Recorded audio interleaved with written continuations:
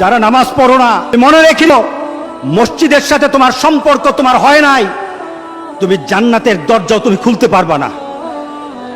তুমি এখনো বেনামাজি, এখনো সকালবেলা তুমি ঘুমাও, এখনো তুমি আল্লাহকে ভুলে আছো, এখনো তোমার কাছে তওবার কথা তোমার চিন্তাতে আসে নাই। তুমি অনেক কিছু হতে পারো, তুমি মুসলমানের কাতারে থাকবা না। তুমি অনেক কিছু হতে পারো, তুমি ইসলামের কাতারে থাকবা না। আমার মাবুদ আমাদের প্রতি রাগ করে আছে, আমাদের মাবুদ আমাদের প্রতি রাগ করে আছে। আমাদের মাবুদকে আমাদেরকে সন্তুষ্ট করতে হবে, সন্তুষ্ট করতে হবে। যিনি গজব দিয়েছেন উনি আমাদেরকে বাঁচাবেন। আমরা আমাদের মাবুদকে রাজি করতে হবে। আমরা তওবার মাধ্যমে আল্লাহকে রাজি করতে আর চেষ্টা হব। গোটা পৃথিবীর মুসলমান, আর সময় নাই, আর সময় নাই।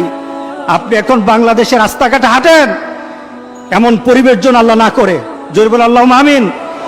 এমন পরিবেশ যেন আল্লাহ না করে, যখন ঘর থেকে কই বের হবে তার লাশটা বের হবে, কেউ জানাজাও দিবে না। এমন হয়ে যাবে যদি আল্লাহকে সন্তুষ্ট না করতে পারেন, এমন হয়ে যাবে। সুতরাং আমরা আল্লাহর কাছে প্রাণ বলে আজকে কাঁদি। আল্লাহু আল্লাহু আল্লাহু